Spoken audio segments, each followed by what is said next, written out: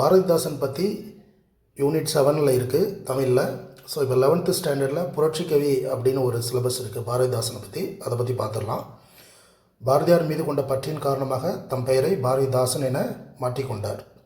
So இது வந்து பழைய புக்கில் இருக்கிறது தான், 6th இருக்கிறது, 6th 7th இருக்கிறது தான். அதை தாண்டி வடமொழியில் எழுதப்பட்ட பில்கணியம் என்னும் காவியத்தை தழுவி தமிழில் பாரதிதாசனால் 1937 எழுதப்பட்டது புரட்சி கவி. ஸோ இந்த புரட்சி கவி என்பது எதை தழுவி எழுதப்பட்டது, எந்த காவியத்தை தழுவி எழுதப்பட்டது அப்படின்னு கேட்பாங்க. எந்த ஆண்டு யாரால் புரட்சி கவி எழுதப்பட்டது அப்படின்னும் கேட்பாங்க. இதுலேயே 2 கொஸ்டின்ஸ் கேட்குறதுக்கு சான்ஸ் இருக்குது.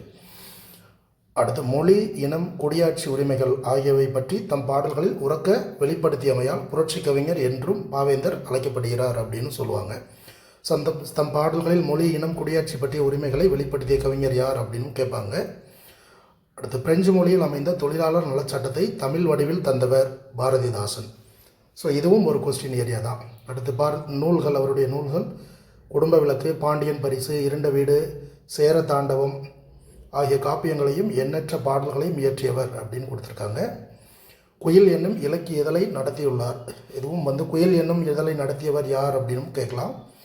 இவருடைய பிசிராந்தையார் என்னும் நாடக நூலுக்கு சாகித்ய அகாதமி விருது வழங்கப்பட்டது. இது பழைய சிலபஸில் இருக்குது, 6th 7th இருக்கிறது தான். வாழ்வினை செம்மையாக செய்பவள் நீயே என்ற இவரின் தமிழ்தாய் வாழ்த்து பாடலை புதுவை அரசு தனது தமிழ்தாய் வாழ்த்தாக ஏற்றுக்கொண்டுள்ளது. ஸோ இது அடுத்து, பாரதிதாசன் பல்கலைக்கழகம் திருச்சியில் இருக்குது.